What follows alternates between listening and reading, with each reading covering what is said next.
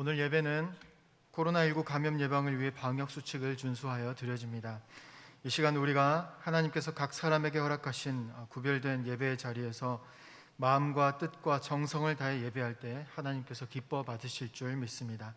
이제 다 함께 일어나셔서 찬송가 1장 찬송하심으로 오순절 후 26번째 주일이자 왕이신 그리스도 주일 예배를 하나님께 드리겠습니다.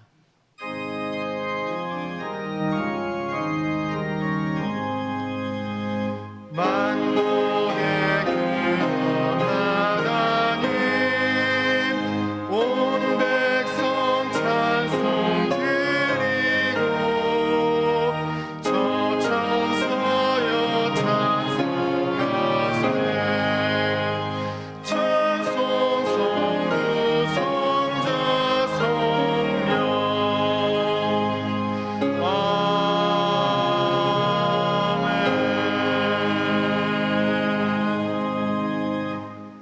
왕이신 나의 하나님이여, 내가 주를 높이고 영원히 주의 이름을 송축하리이다.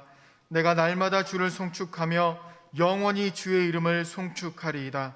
여호와는 위대하시니 크게 찬양할 것이라. 그의 위대하심을 측량하지 못하리로다. 하나님은 영이시니 예배하는 자가 영과 진리로 예배할지니라. 아멘.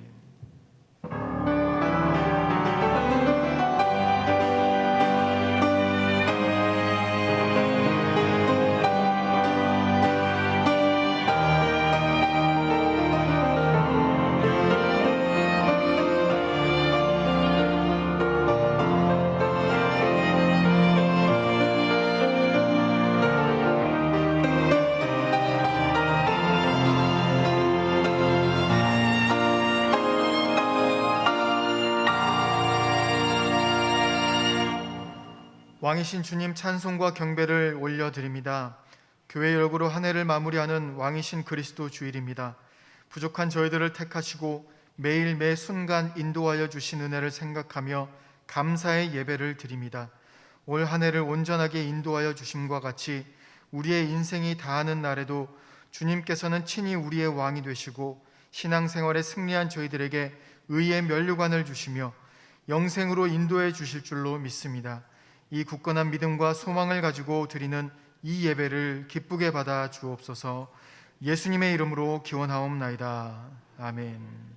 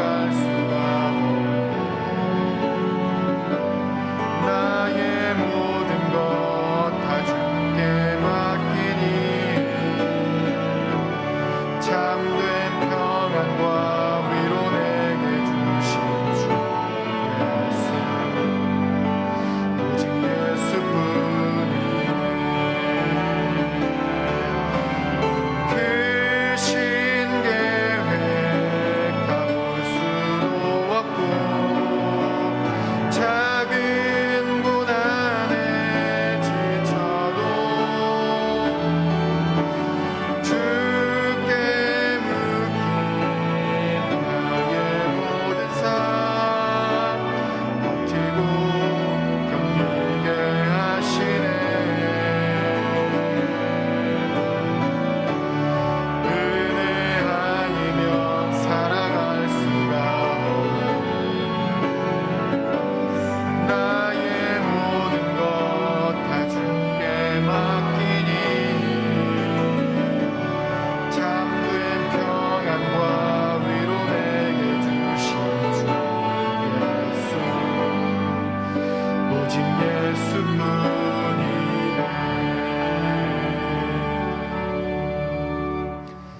함께 예수 그리스도의 이름을 의지하여 참회의 기도를 드리실 때에 하나님과 자신만이 아는 은밀한 죄를 침묵으로 고백하겠습니다.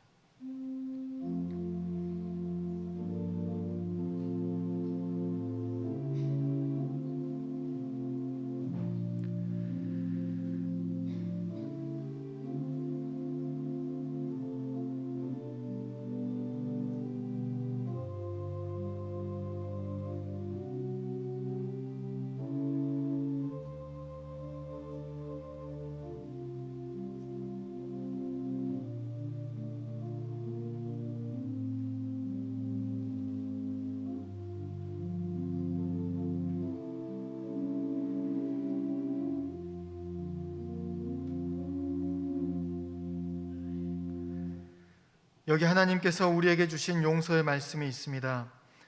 내가 너희에게 이르노니 이와 같이 죄인 한 사람이 회개하면 하늘에서는 회개할 것 없는 의인 99으로 말미암아 기뻐하는 것보다 더하리라. 그러므로 이제 그리스도 예수 안에 있는 자에게는 결코 정죄함이 없느니라. 아멘. 다 함께 사도신경으로 우리의 신앙을 고백하겠습니다. 나는 전능하신 아버지 하나님 천지의 창조주를 믿습니다. 나는 그의 유일하신 아들 우리 주 예수 그리스도를 믿습니다. 그는 성령으로 잉태되어 동정녀 마리아에게서 나시고 본디오 빌라도에게 고난을 받아 십자가에 못 박혀 죽으시고 장사된 지 사흘 만에 죽은 자 가운데서 다시 살아나셨으며 하늘에 오르시어 전능하신 아버지 하나님 우편에 앉아 계시다가 거기로부터 살아있는 자와 죽은 자를 심판하러 오십니다.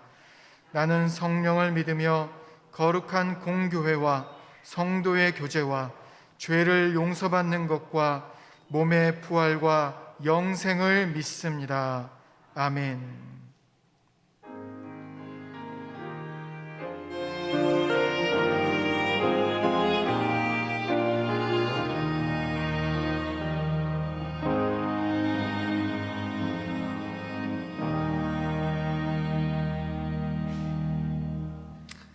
모두 자리에 앉으셔서 성시교독 하시겠습니다.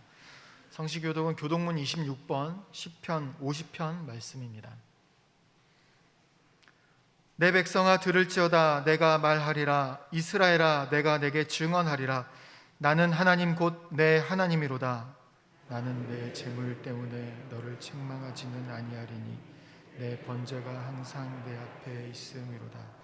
내가 내 집에서 숫소나 내 우리에서 순염소를 가져가지 아니하리니 이는 삼림의 짐승들과 무산의 가축이 다 내 것이며 산의 모든 새들도 내가 아는 것이며 들의 짐승도 내 것이미로다.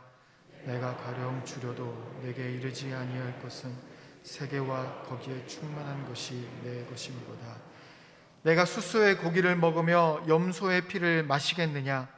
감사로 하나님께 제사를 드리며 지존하신 이에게 내 서원을 갚으며 환난 날에 나를 부르라. 내가 너를 건지리니 내가 나를 영화롭게 하리로다. 아멘. 다 함께 찬송가 413장을 찬송하겠습니다. 찬송 후 김인걸 장로님 기도 인도하심으로 함께 기도하겠습니다.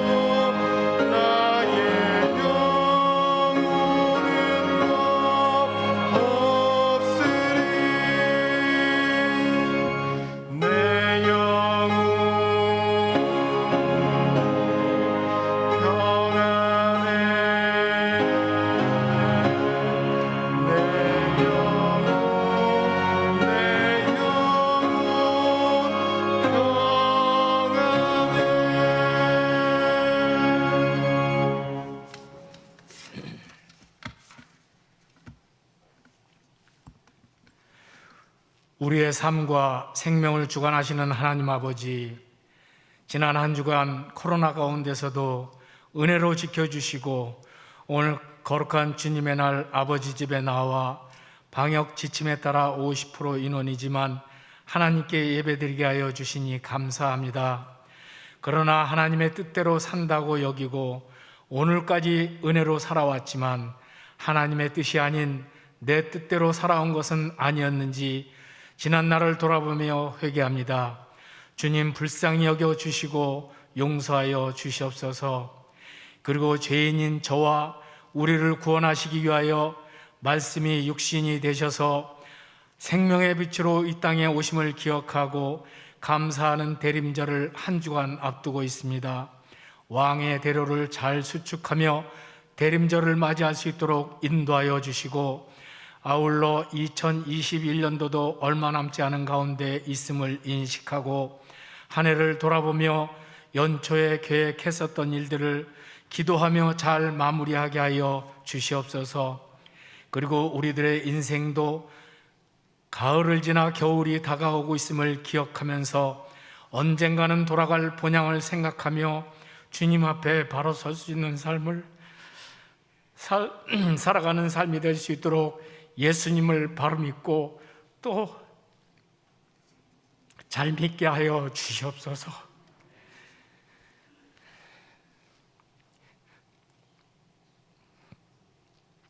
은혜로우신 하나님 아버지, 오늘도 이 나라와 이 민족을 불쌍히 여겨 주시옵소서. 코로나19 바이러스로 인하여 세계와 나라 안팎이 온통 어수선하고 점점 살아가기 또한 힘든 가운데 직면해 있습니다. 저희들은 오직 주님만 바라보고 주님만 의지합니다. 전지전능하신 하나님만을 믿고 나아가게 하여 주시옵소서. 행여 주님을 믿는다 하면서 눈에 보이는 것들을 따르며 주님보다 백신을 더 의지하고 있는 것은 아닌지 회개하는 우리 개인과 영세교회가 되게 하여 주시옵소서. 나아가 한국교회가 회개하며 하나님 앞에 엎드리게 하셔서 마지막 시대에 마지막 사명을 다하여 다시 이렇게 서게 하시고 쓰임받게 하여 주시옵소서. 그리고 이 나라 안보 가운데도 함께하여 주셔서 한미일 관계가 튼튼한 가운데 자유민주주의 국가가 수호되며 내년 봄 3월 9일에 치러질 대통령 선거에 하나님이 개입하여 주셔서 하나님의 선하신 뜻을 이루어 주시옵소서. 아울러 동성애법과 차별금지법, 평등법 등 각종 악법이 통과되지 못하도록 막아주시고 이스라엘의 평안과 안보 가운데도 함께하여 주시며 이스라엘의 회복도 허락하여 주시옵소서.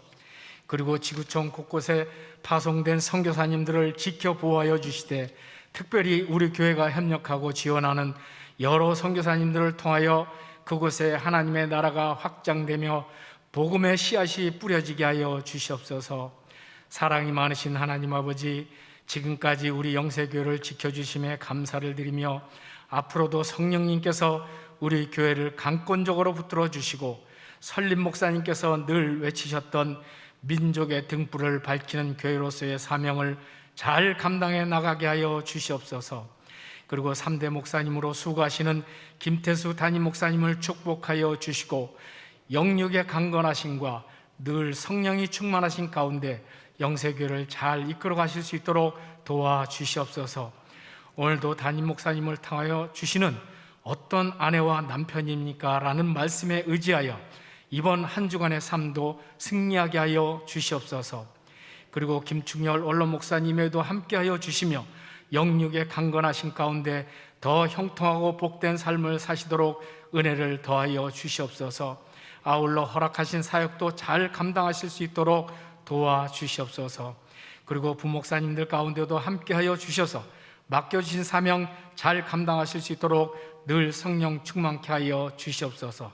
오늘도 영세계 온 성도님들을 불꽃 같은 눈동자로 지켜보호하여 주시되 우리 교회의 미래인 다음 세대와 청년들을 지켜주시고 특별히 지난주 11월 18일 목요일에 수능을 치룬 수험생들 가운데 함께하여 주셔서 모두에게 좋은 결과로 원하는 대학에 다 들어갈 수 있도록 신학의 길을 열어 주시옵시고, 취업 준비 중에 있는 청년들 가운데도 함께하여 주시옵소서.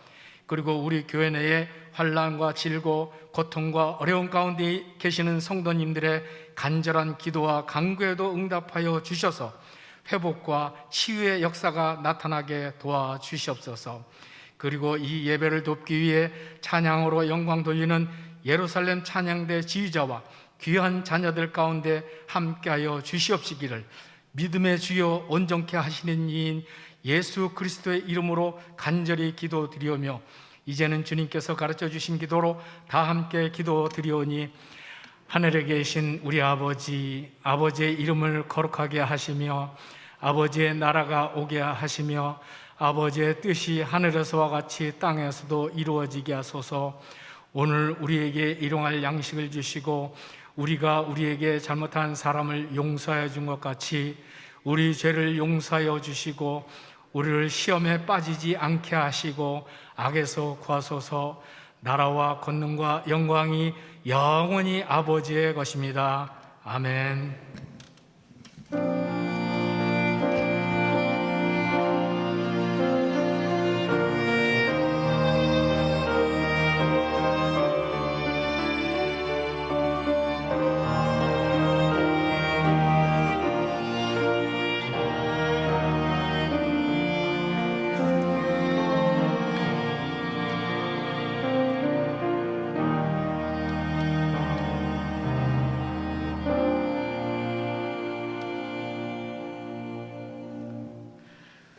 주의전에 나오신 우리 성도님들을 환영하고 축복합니다. 교회 소식 나누겠습니다. 다음 주일부터 4주간 예수님의 오심을 기다리는 대림절이 시작됩니다. 대림절 기간 동안에 왕으로 오신 예수님, 우리에게 생명을 주시기 위해 오신 생명의 예수님을 또 기쁨으로 맞이하는 그러한 은혜의 절기 되기를 바랍니다. 오늘 오후 찬양 예배 후에 현관 앞에서 성탄트리 점등식이 있습니다. 원래는 이제 대림절 그 날에 저희가 성탄트리 점등식을 하는데, 오후 다음 주는 마지막 주 주일에서 가정 예배를 드립니다. 그래서 오후 찬양 예배를 다음 주에는 없기 때문에 한 주 당겨서 오늘 점등식을 합니다. 성탄트리 저희가 늘 매해마다 장식을 하는데, 우리 지역에 있는 주민들이 또 우리가 보면서 그 트리를 통해서 예수 그리스도의 오심을 온 지역 주민들이 또 우리가 다시 한번 깨닫고 또 위로받고 소망을 갖는 그런 은혜가 되기를 기도해 주시기 바랍니다. 또 오후 찬양 예배 후에 또 함께 점등식 할 텐데요. 성도님들 많은 참여 부탁드립니다. 이번 주 금요일에 오전 10시 30분에 금요 여성 예배 블레싱을 드립니다. 그동안 코로나로 인해서 예배를 드리지 못했는데요, 이제 드리게 됩니다. 금요 여성 예배 블레싱 이후에 또 각 여전도의 모임을 가질 것입니다. 우리 모든 여성분들 또 함께 해 주시기를 부탁드립니다. 유아세례 청원입니다. 하반기 유아세례 일정이 나와 있습니다. 보시고 신청해 주시기 바랍니다. 또 주일 찬양 예배 특순 신청 받습니다. 이제 내년부터는 오후 찬양 예배에 또 하나님 앞에 찬양을 올려드릴 수 있을 것 같아요. 그래서 신청해 주시기를 부탁드립니다. 훈련 모임란입니다. 기간장 모임이 오늘 오후 2시에 있습니다. 오늘 오후 2시에 교육관실 1층에 있습니다. 목회 방향과 또 정책당에서 나눴던 결의사항, 그리고 우리 개관장분들의 또 의견을 듣고자 합니다. 함께 해주셔서 또 교제 나누고 또 기도하는 시간 갖겠습니다. 함께 해주시기를 부탁드립니다. 봉사란입니다. 하마 한트 프로젝트 두 번째입니다. 코로나로 어렵고 힘든 성도님들 조금이나마 위로하고 도움 주고자 하마 한트 프로젝트를 하게 되었습니다. 작년에 이에 우리 두 번째입니다. 우리 성도님들 신청해 주시고요. 또 우리 구역장님이나 또 교구 목사님께서 보시고 도움이 필요한 우리 성도님들 신청할 수 있도록 잘 안내해 주시기를 바랍니다. 클로스 뉴스 첫 번째 보면요, 마을과 교회 프로젝트 김치 나눔 기사가 있습니다.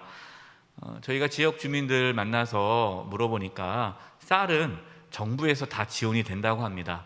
쌀은 지원이 되는데 김치는 따로 이렇게 주는 데가 없다고. 그래서 영세교회가 혹시 여력이 된다면 어려운 이웃들에게 김치를 나눴으면 좋겠습니다라고 말씀을 하셔서 중화 1, 2동에 도움이 필요한 이웃 100가정에게 김치를 지난주에 나눠드렸습니다. 섬겨주신 모든 분들 감사드리고요. 또 저희 교회가 김치뿐만 아니라 또 지역의 어려운 이웃들을 잘 품고 또 하나님의 사랑을 나누는 교회가 될 수 있도록 마음 모아주시고 기도해 주시기 바랍니다. 교제란입니다. 방역수칙 안내입니다. 여러분 뉴스를 통해서 아시겠지만 위드 코로나 시대에 확진자 수가 급격히 늘어나고 있습니다. 물론 우리가 이 확진자가 늘어나서 그것에 막 두려워하고 막 불안해하고 그럴 필요는 없을 것 같습니다. 이제 위드 코로나이기 때문에 확진자가 늘어날 수밖에 없는 상황이죠. 그래도 최대한 우리가 방역을 또 개인 방역을 잘 지켜주시기를 바랍니다. 물론 악수도 하고 싶고 뭐 안아주고 싶고 막 교제 나누고 싶지만 또 교회 내에서는 신체 접촉을 하지 않도록 신경 써주시고요. 또 방역을 잘 지킬 수 있기를, 개인 방역을 지킬 수 있기를 부탁드립니다. 또 발열이나 두통이나 또 목이 아프신 분들은 여러 가지 몸이 안 좋으신 분들은 영상으로 예배를 드리시고 코로나 검사를 받아주시면 좋을 것 같습니다. 저도 최근에도 코로나 검사를 받았어요. 이제는 주변에 하도 많이 이렇게 확진자가 생기니까 우리 아이들도 학원에 가서 또 학교에 가니까 다 접촉자, 확진자들이 다 학생들이 있고 막 그러다 보니까 선생님도 확진되고 막 그러다 보니까 정말 이게 가까이 있다라는 게 느껴집니다. 따라서 우리 성도님들 잘 조심하시고 또 몸이 안 좋다 하시면 검사 받으시고 또 우리 교회 모든 공동체가 안전한 공동체가 될 수 있도록 서로 노력해 주시기를 부탁드립니다. 요람 작업입니다. 2022년도 요람 작업을 위한 일을 하고 있는데 변경된 거 있으면 사무실로 말씀해 주시기 바랍니다. 나머지 소식은 주보를 참고해 주시고요. 우리 옆에 분들과 인사를 나눌 텐데요. 요즘에 이제 뉴스를 보면 이제 위드 코로나 시대에 확진자가 막 늘어나고 있다, 최고치다 계속 이러니까 자꾸만 이렇게 위축되고 또 그러시는 것 같아요. 그래서 우리 모든 성도님들 마음에 평안함이 있기를 바라는 마음에 우리 서로 이렇게 인사했으면 좋겠습니다. 평안하시기 바랍니다.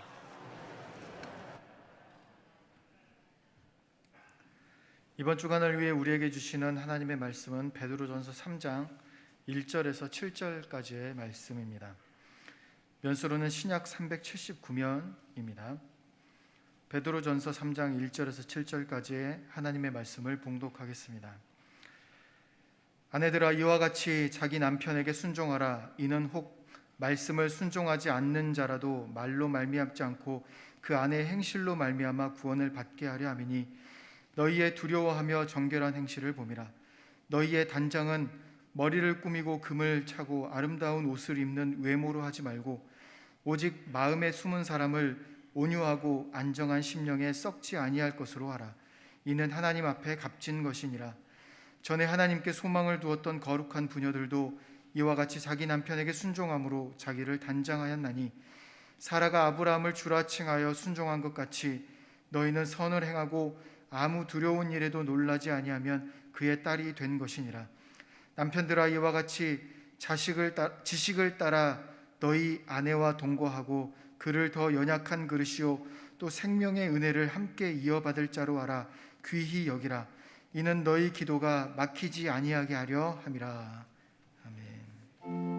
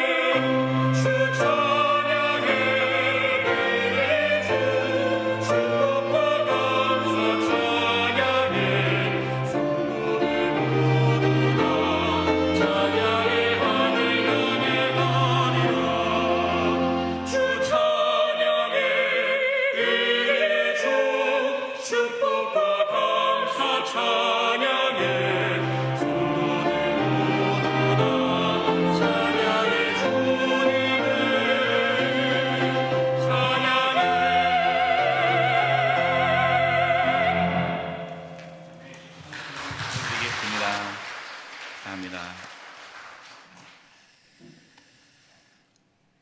오늘 말씀에서는 그리스도인은 어떤 아내와 남편이 되어야 하는가에 대한 말씀입니다. 사실 오늘 말씀은 계속 지난 말씀부터 이어지는 말씀입니다. 처음에는 정부, 나라의 제도, 이 왕에 대한 권위를 인정하고 순종할 것을 말씀을 하셨죠. 왕이 악하다 할지라도 왕의 권위를 인정하고 그리스도인은 그러한 정부의 어떠한 제도에 순응해야 한다라는 것이 지난번 말씀이었고, 또 지난주에는 종은 주인에게 순종해야 한다라는 말씀이었습니다. 오늘은 가정 안에서 우리 그리스도인은 어떻게 살아가야 하는지에 대한 말씀입니다. 특별히 이제 아내들아 그리고 남편들아 하고 아내와 남편에게 주신 말씀이죠. 오늘 말씀은 오늘날의 시대와 좀 맞지 않은 것 같다라는 생각이 들 수도 있습니다. 왜냐하면 오늘 말씀은 아내들아 남편에게 순종하라, 순종에 대한 말씀이 나오기 때문이죠. 목사님, 오늘이 조선시대도 아니고 무슨 순종을 합니까? 무슨 복종을 합니까? 이렇게 생각할 수 있는데요.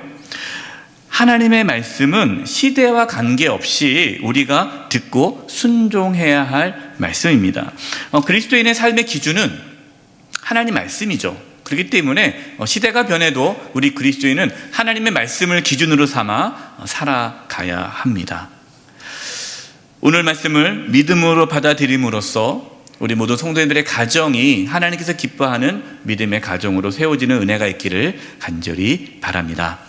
1절입니다. 우리 1절을 우리 여성분들께서 읽어 주시겠습니다. 시작.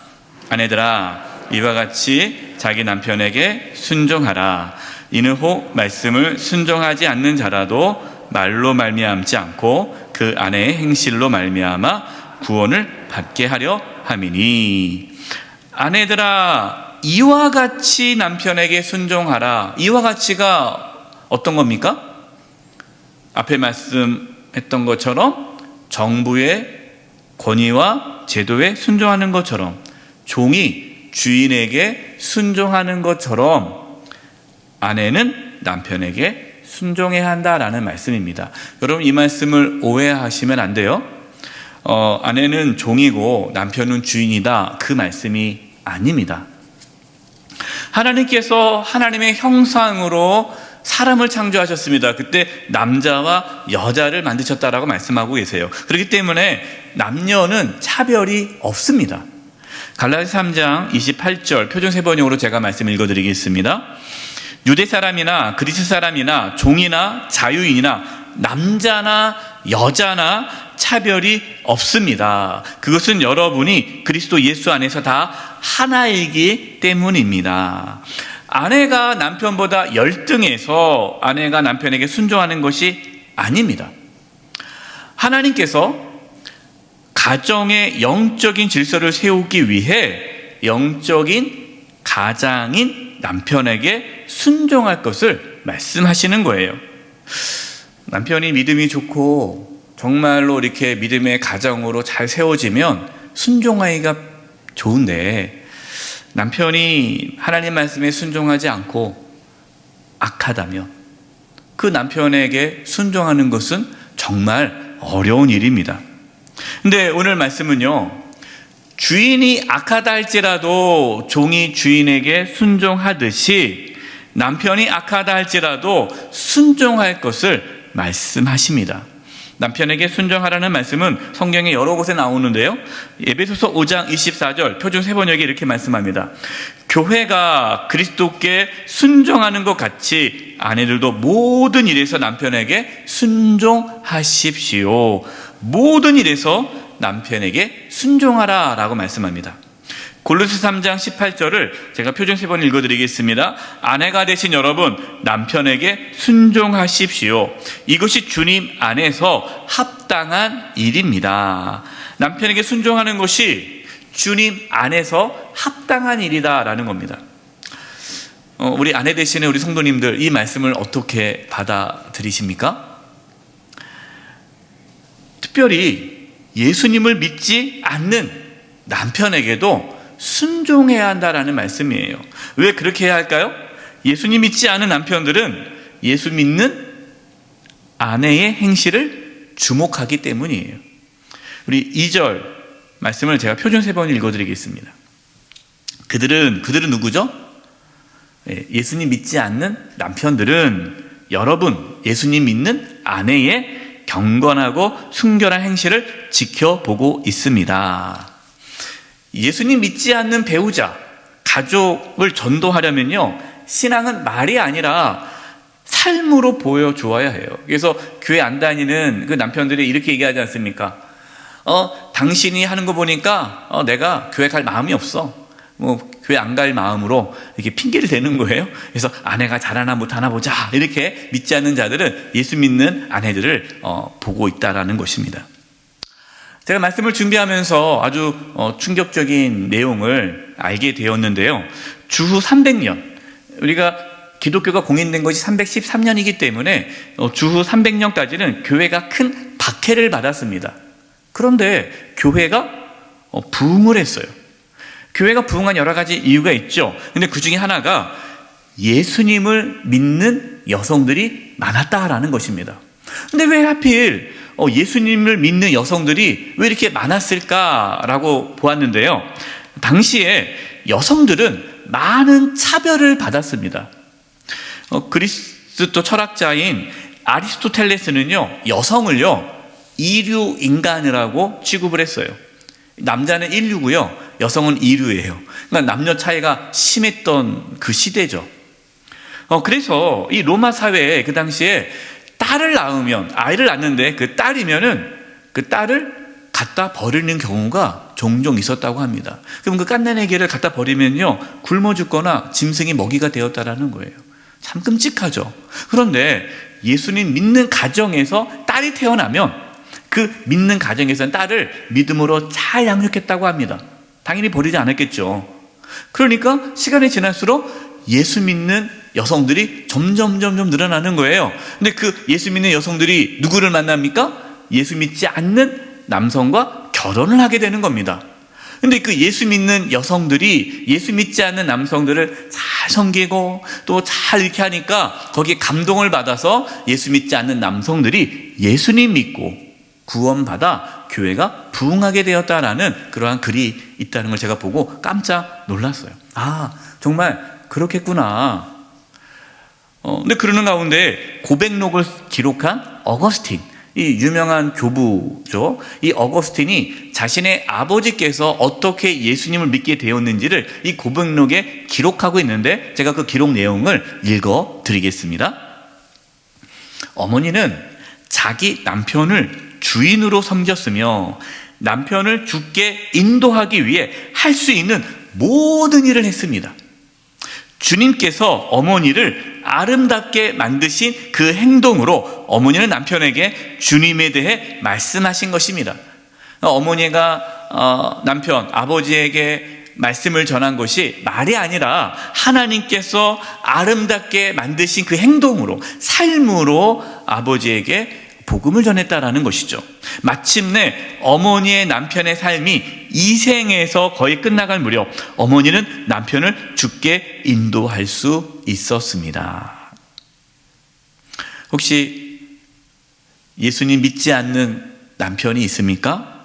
예수님 믿지 않는 가족이 있습니까? 힘들고 어렵지만 예수님께서 걸어가신 그 십자가의 길을 묵상하면서 우리 믿지 않는 남편에게 가족들 또 사랑하고 진심으로 섬김으로 남편에게 또 가족에게 구원의 은혜가 임하기를 간절히 기도드립니다.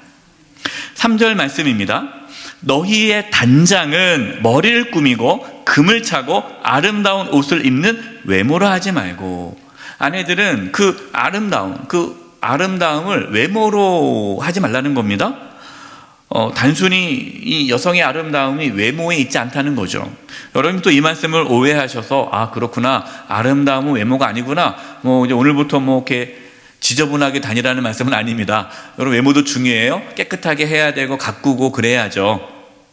그러나 외모보다 중요한 것은 우리의 마음이다라는 것입니다. 디모데전서 2장 9절과 10절을 제가 표준 세번역을 읽어드리겠습니다.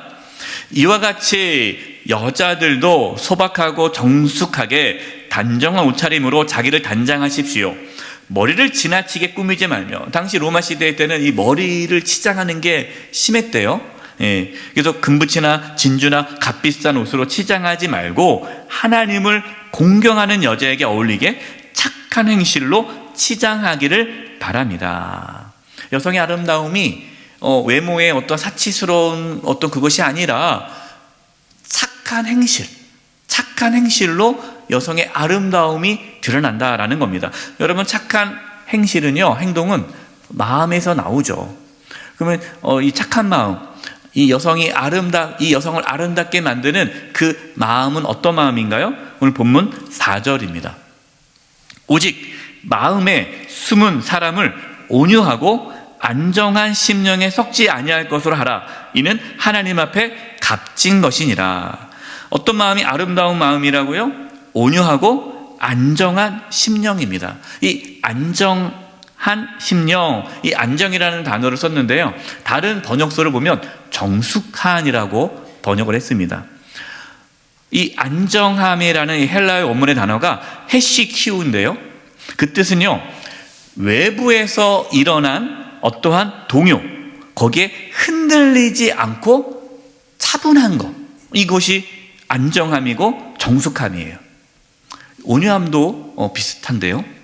그러니까 온유하고 이 안정한 심령을 가진 아내는 어떠한 어려움과 위기를 겪어도 막 불안해하거나 흔들리지 않는 거예요.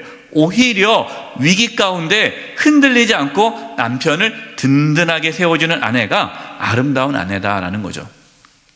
예를 들어서 남편이 이제 집에 들어왔습니다. 여보, 할 말이 있어요. 뭐예요? 내가 오늘 얘기를 들었어. 오늘 연말까지 일하래. 구조조정 됐어요. 이제는 더 이상 일 못할 것 같아요. 지혜롭지 않은 여인, 온유함과 안정함이 없는 여인은 아이고 이제 우리 어떻게 살아요 하고 막 머리에 싸매고 누워있는 거예요. 그러나 온유하고 이 안정함이 있는 여인은 여보, 그동안 수고 많았어요. 그동안 정말 당신 정말 애썼어요. 언젠가 다 은퇴하게 돼 있는데 수고 많았습니다.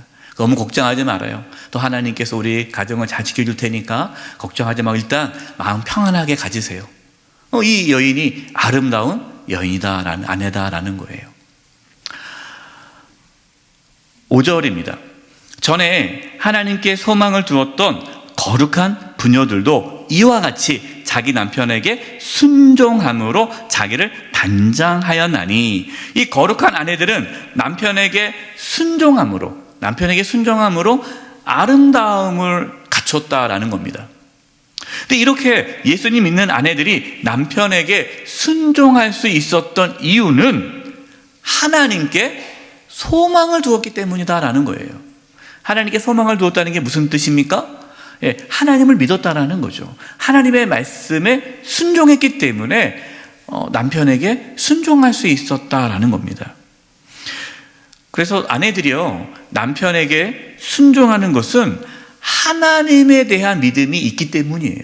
여러분, 하나님에 대한 믿음이 없으면 순종할 수가 없습니다. 그래서 한 예로 6절에 보면 사라를 예를 들어 말씀하고 있습니다. 6절입니다. 사라가 아브라함을 주라 칭하여 순종한 것 같이 너희는 선을 행하고 아무 두려운 일에도 놀라지 아니하면 그의 딸이 된 것이라. 사라가 남편 아브라함을 주라라고 하면서 순종했다라는 겁니다. 여러분, 이 말씀 오해하면 안 돼요. 아내가 남편의 종이라는 뜻이 아닙니다. 사라가 남편인 아브라함을 존경하고 또 순종했다라는 뜻이죠. 여러분, 사라가 남편 아브라함에게 순종하는 것이 쉬웠을까요? 어려웠을까요? 어려웠습니다.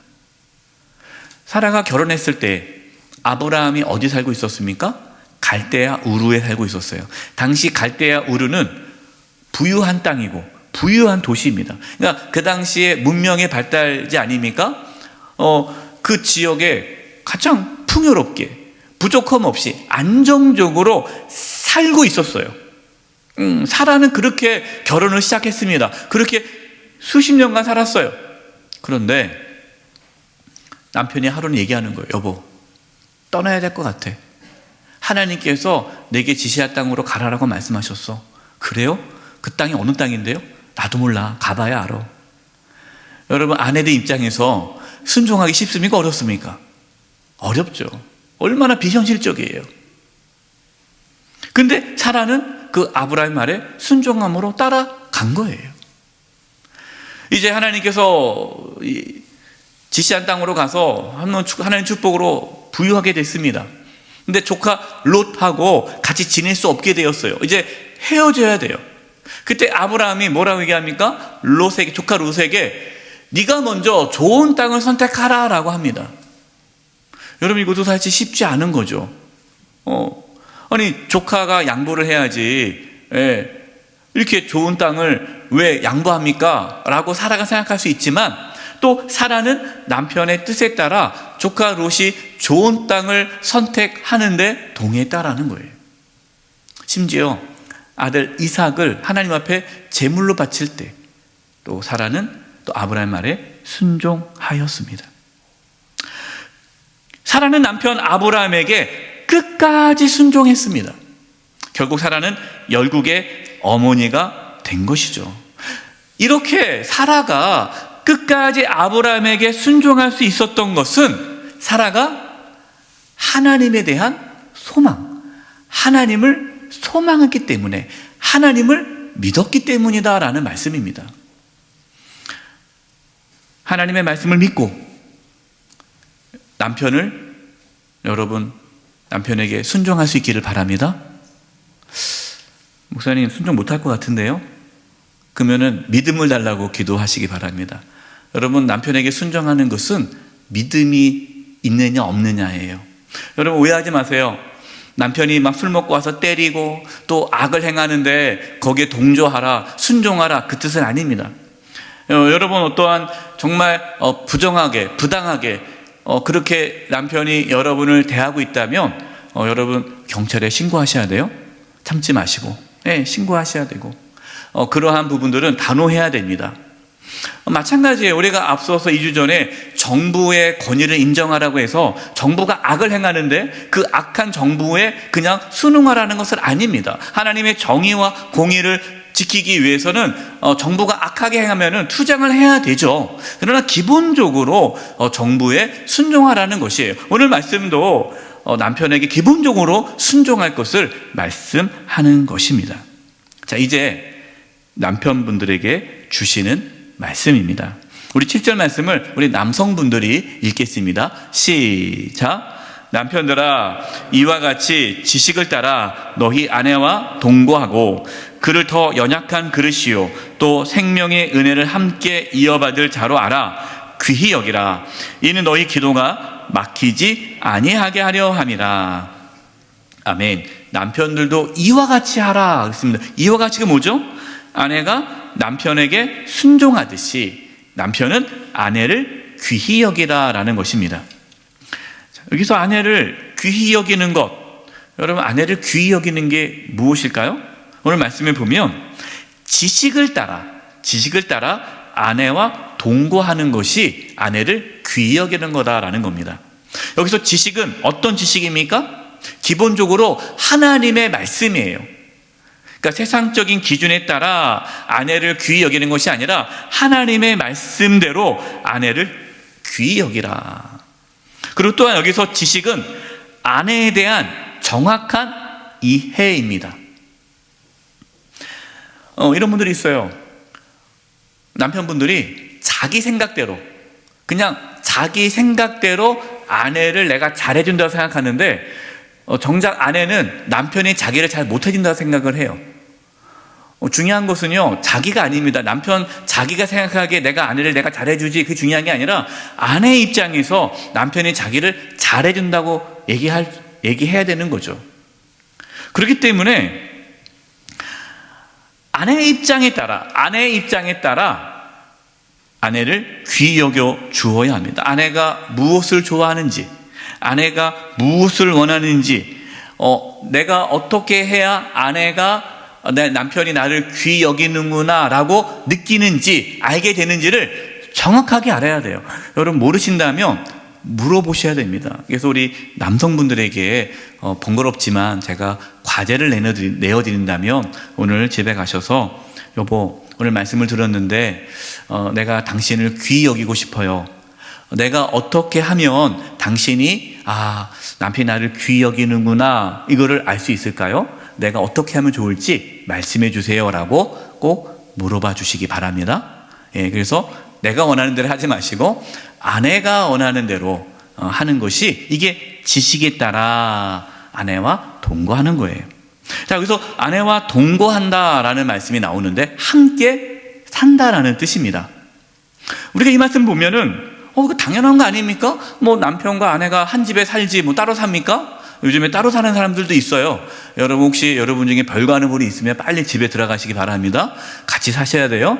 근데 한 집에 살고 있다고 해서 함께 있는 것은 아닙니다. 오늘 말씀에 동거라는 이 말은요, 단순히 한 공간에 같이 있으라는 것이 아니라 함께 하라는 거예요. 함께. 육체적으로, 정신적으로, 영적으로 함께 하라라는 것입니다. 그러니까 남편은 아내와 마음을 나눌 수 있어야 돼요.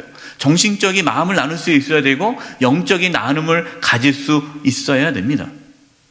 또한 남편은 아내를 연약한 그릇으로 여기라 그랬어요. 연약한 그릇. 연약한 그릇으로 여기라 그러니까 아내가 좀 약하다 그 뜻이 아닙니다. 이 연약한 그릇으로 여기라는 것은 소중하게 여기라, 조심히 모셔라 라는 뜻이에요. 골로새서 3장 19절 표준 세번역입니다. 남편이 되신 여러분, 아내를 사랑하십시오. 아내를 모질게 대하지 마십시오. 아내를 함부로 대하지 말고 소중히 여기라 라는 뜻이에요. 갈 때 무거운 거 있으면 남편이 들고 문 먼저 열어주고 이렇게 하는 거죠. 소중하게. 아내가 다칠까 봐 힘든 건 다 하고, 이것이 아내를 연약한 그릇으로 여기는 거예요. 자, 왜 이렇게 하라고 하나님께서 말씀하실까요? 하나님께서 왜 남편들에게 아내를 그렇게 소중하게 여기라고 말씀하십니까?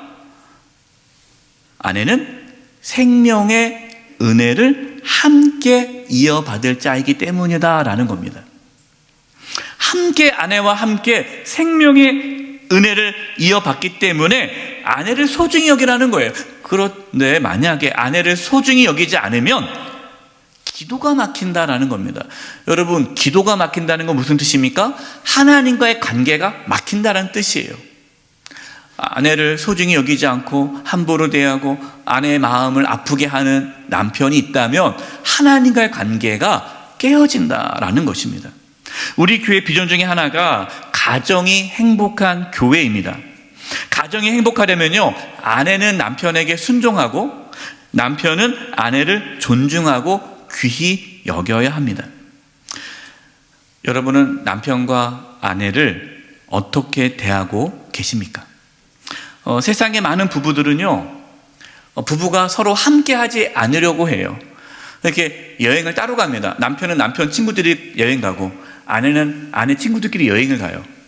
그래서 물어보죠. 아니, 왜 부부가 같이 여행을 안 가고 왜 따로 갑니까? 그러면 아니, 요즘 세상에 부부가 함께 여행도 갑니까?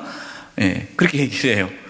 왜 그러냐니까 불편하다라는 거죠. 싫다라는 거예요. 그러니까 집에 있어도요, 같이 얘기도 안 하고 따로 사는 거예요. 한 집에 있지만 각자 사는 거예요. 그 이유가 있어요. 평생 바깥의 일을 이제 직장 생활하고 은퇴하고 집에 들어오니까 부닥치는 거예요. 그전에는 따로 움직였기 때문에 잘 몰랐는데 같이 있다 보니까 막 서로 부닥치는 게 많은 거예요. 그러니까 우리가 편하게 살려면 우리 각자 삽시다 하고 집에 있지만 서로 터치하지 않고 각자 하고 싶은 대로 하게 냅두는 거예요. 물론 여러분, 그렇게 살면 편할 수는 있어요. 편할 수는 있지만 하나님 말씀에 순종하는 것은 아닙니다. 하나님께서는 서로 함께 하라고 말씀하십니다. 물론 힘들죠. 특별히 자신을 막 함부로 대하는 남편에게 순종하는 거, 정말 아내들이 힘들죠.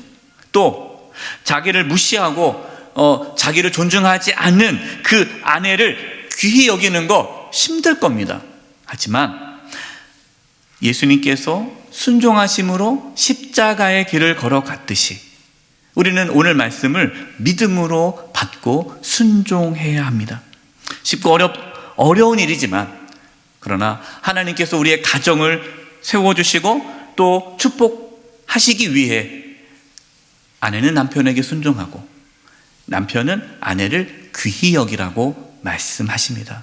믿음으로 이 말씀에 순종함으로 우리의 가정이 하나님의 은혜가 가득 넘칠 수 있기를 간절히 축원드립니다. 기도하겠습니다. 하나님 아버지, 우리 아내분들이 남편에게 순종하고 또 우리 남편분들이 아내분들을 정말 소중하게 여김으로 우리 모든 성도님의 가정이 회복되어지고 하나님께서 기뻐하는 믿음의 가정으로 세워지는 은혜가 있게 하여 주시옵소서. 예수님의 이름으로 기도드립니다. 아멘. 함께 찬송가 431장을 찬송하시겠습니다. 3절 찬양하시면서 봉헌하시겠습니다.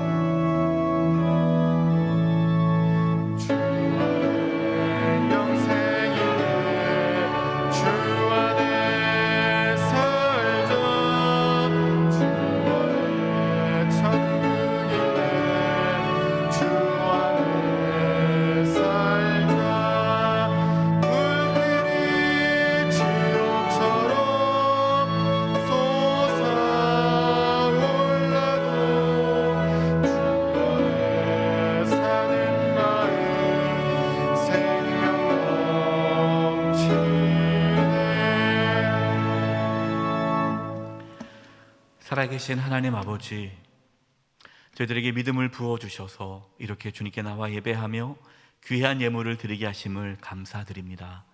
저희가 드리는 예물을 기뻐 받아 주시옵소서. 이 예물이 쓰이는 곳곳마다 하나님의 영광에 나타나게 하여 주시옵소서. 몸이 연약한 성도님들이 있습니다. 이 시간 찾아가 주셔서 치료해 주시되 몸 안에 있는 모든 암세포들이 다 사라지게 하여 주시고 연약한 몸의 기관 하나하나가 다 정상이 되도록 이 시간 깨끗하게 치료하여 주시옵소서. 우리 성도님들의 직장과 사업장과 하는 모든 일들 가운데 함께 해주셔서 이 땅에 살아가면서 어려움이 없게 해주시고 필요한 모든 것들을 하나님이 친히 공급하여 주시옵소서. 지난주 수능시험을 보고 이제 진학을 위하여 애쓰는 우리 자녀들이 있습니다. 하나님께서 진학의 길을 열어 주시옵소서. 또 취업을 준비하는 우리 자녀들 성도님들 취업의 문을 열어 주시옵소서. 우리의 자녀들이 믿음으로 끝까지 살아갈 수 있도록 붙잡아 주시옵소서. 위드 코로나 시대에 여러 가지 어려움이 있습니다. 확진자가 늘어나고 있습니다. 우리 성도님들 한 영혼 한 영혼 지켜주시고 코로나에 감염되지 않도록 보호하여 주시옵소서. 아버지 하나님, 하루속히 일상의 삶이 온전히 회복될 수 있도록 코로나 바이러스가 종식될 수 있도록 도와주시옵소서. 나라 민족을 외교도 합니다. 정치, 경제, 사회문화 모든 영역에서 하나님의 통치와 다스림이 있게 해주시고 위정자들이 하나님을 경외하는 가운데 올바른 정책을 펼쳐나갈 수 있도록 도와주시옵소서. 대한민국의 안보를 지켜주시고 이 땅 가운데 참된 평화가 이루어지게 하여 주시고 저 북녘 땅도 하루속히 구원하여 주시옵소서. 이제 세상으로 나아갑니다. 우리 성도님들 지켜주시고 보호해 주시되 특별히 우리 성도님들의 각 가정을 지켜주시고 부부의 관계가 회복되어지며 부모와 자녀의 관계가 회복되어져서 하나님께서 기뻐하는 믿음의 가정으로 세워지는 은혜가 있게 하여 주시옵소서. 주님께 의탁드리옵고 예수님의 이름으로 기도드립니다. 아멘.